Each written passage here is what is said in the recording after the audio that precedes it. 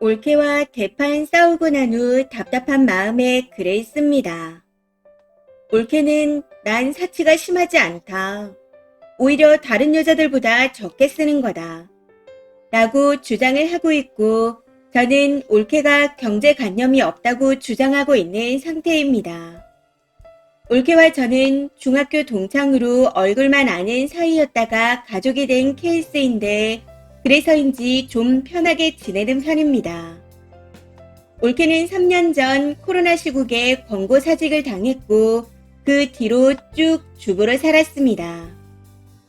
동생은 이름 있는 중견기업에서 일하다가 작년 초 직장 내 괴롭힘으로 퇴사를 했고 바로 배달 일을 시작했어요.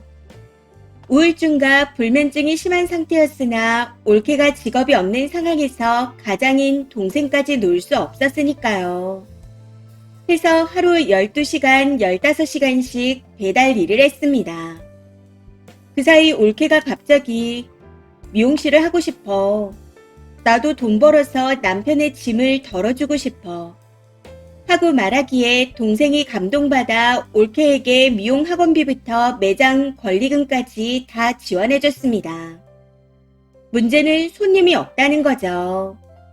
매달 미용실 월세만 60만 원이 나갔는데 이걸 처음부터 지금까지 쭉 동생이 내주고 있습니다.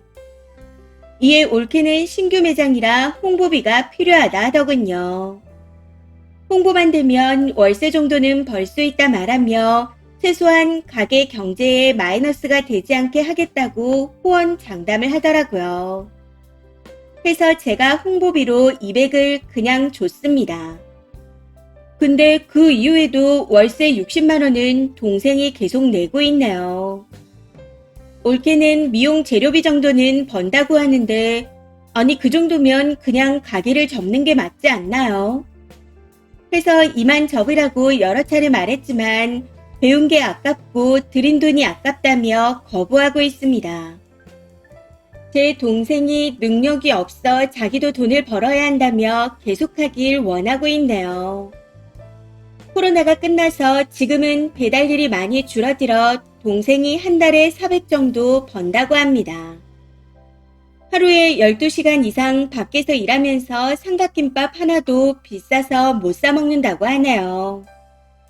저희 집이 시내에 있다 보니 배달하다 가끔 들러서 허겁지겁 밥을 먹고 가는데 그걸 보고 있자면 마음이 짠할 때가 많습니다. 그렇지만 동생도 한 가정의 가장이고 아이의 아빠이니 열심히 사는 게 맞다 싶어 그냥 냅뒀었죠. 그러다 여러 번 저에게 돈을 빌리고 못 갚고 또 빌리는 경우가 많아지기 시작하더라고요. 제 동생이 자존심이 센 편이라 이전까지 남한테 아쉬운 소리 한 번 한 적 없었습니다. 가족에게도 돈 얘기는 절대 안 하던 그런 동생이었어요. 이게 아무리 생각해도 이상하다 싶어 동생과 올케를 불러다 앉혀놓고 카드 내역서를 쭉 살펴봤네요. 근데 하루 3만 원에서 7만 원씩 거의 매일매일 결제한 내역이 있더라고요. 해서 뭐냐고 물었더니 죄다 올케가 사먹는 것들이었습니다.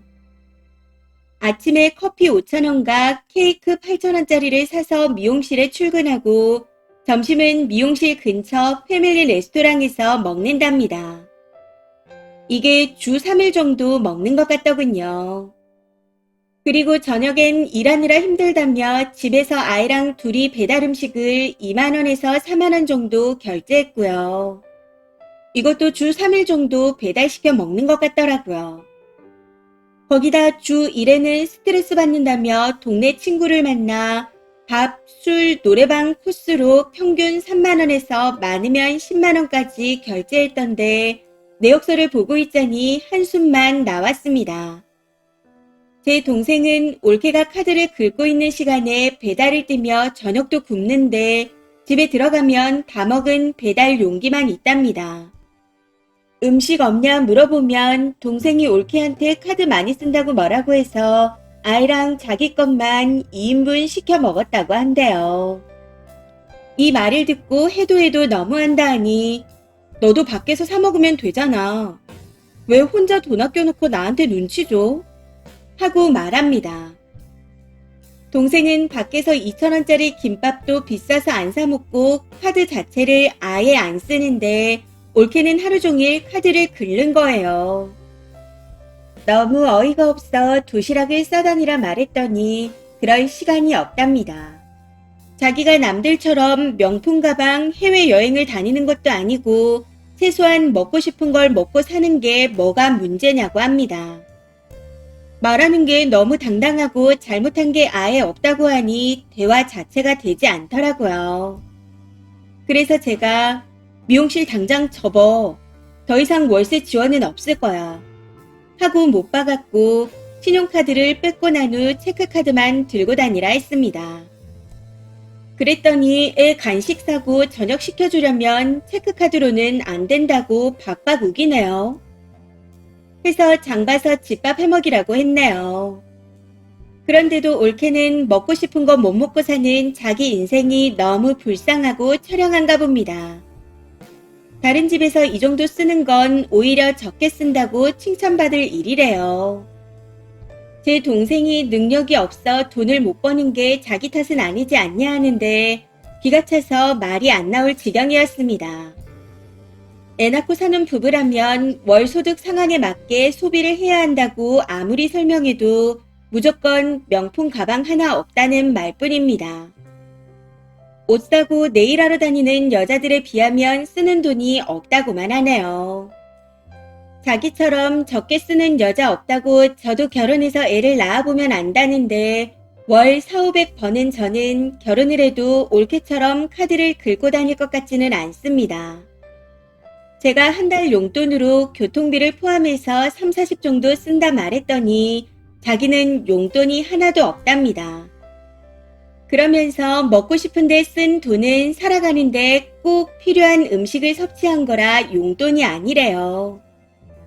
이 대화를 3시간 넘게 하면서 제가 울며 부탁하고 애원도 해보고 화도 내봤지만 아무런 소용이 없었습니다. 마지막까지 자신의 소비 습관에 전혀 문제가 없다 생각한다네요. 친구들은 자기가 쓰는 것 2~3배로 써도 남편이 뭐라 안 한다고 자기만 불쌍하게 아둥바둥 산다고 합니다. 동생은 정신적으로 너무 지친 상태라 그런지 제가 무슨 말을 해도 내가 못나서 그래. 누나 미안해. 이러고 있고 조카는 저한테 아빠가 불쌍하답니다. 배달시켜서 맛있는 걸 먹을 때마다 아빠가 생각나서 미안하대요. 6살짜리 어린애도 아는 걸 왜 어른이 모를까요? 제가 빌려준 돈은 안 갚더라도 동생이 일을 줄이고 사람답게 대접받고 살았으면 좋겠습니다. 올케 혼자 하루에 쓰는 돈이면 새가족 일주일 식비는 될 것 같네요. 아껴서 대출금 갚고 아이가 초등학교 들어가서 학원 한 군데라도 보내려면 지금부터 절약을 해야 한다는 생각은 왜 못하는 건지. 올케 말대로 다른 집도 올케가 쓰는 만큼 다 쓰고 사는 건가요? 동생이 돈을 많이 못 벌어서 올케의 작은 소비조차 힘겹게 느껴지는 건지. 옆에서 보는데 정말 깝깝합니다. 우선 강제로 체크카드를 지어주고 신용카드는 회수한 상태인데 아무리 설명해도 이해를 못하고 있으니 걱정입니다. 몰래 카드를 만들까 싶어서요. 이걸 어떻게 해야 이해시킬 수 있을까요? 진짜 미치겠네요. 댓글입니다. 첫 번째, 현실을 직시하세요. 님 남동생 솔직히 직업도 문제지만 저런 여자 만나서 살면서 누나한테 카드 내역서까지 검사받는 걸 보면 평균 이하 아닌가요? 약간 지능 문제도 의심이 되는데 그런 사람이 좋은 여자를 만날 수 있겠나요? 멀쩡한 여자는 멀쩡한 사람을 만나겠죠. 두 번째, 일단 올케가 도른자인 건 확실하네요. 근데 부모님 안 계십니까? 이런 건 남편인 남동생이 돈줄을 틀어지고 시부모가 싫은 소리를 해도 고치기 어려울 거예요. 쓰니가 백날 말해봤자 소용없습니다. 저는 신우이에게 쓰니보다 큰 돈을 빌려준 일이 있어요. 근데 그 친구는 빚은 빚이고 쓰는 건 쓰는 거라는 타입이더라고요. 제 돈은 못 갚으면서 매 주말마다 여행 다니고 쌀밥 외에 모든 걸 사 먹더라고요. 요리를 하면 죽는 병이라도 걸렸는지. 제 남편은 완전히 포기하고 손 뗐습니다. 저러고 살든지 말든지 알 바 아니라고요. 그나마 제 개인 돈으로 알고 있었기에 계속 독촉해서 받을 수는 있었네요. 세 번째, 이건 답이 없습니다. 강제로 하는 수밖에. 고치려면 본인 스스로가 잘못됐다는 걸 깨달아야 하는데 딱 봐도 그럴 일은 없을 것 같네요. 님 말씀대로 미용실 월세 내주는 것부터 바로 중단하세요.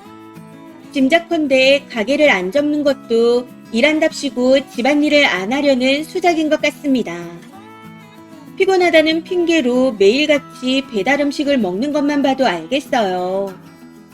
최소한의 생활비로 생활할 수 있도록 하시고 체크카드를 사용할 때마다 님도 같이 문자를 받을 수 있도록 설정해 놓으세요. 그래도 안 된다면 그냥 이혼하고 동생 혼자 아이를 돌보며 사는 게 나을 것 같습니다.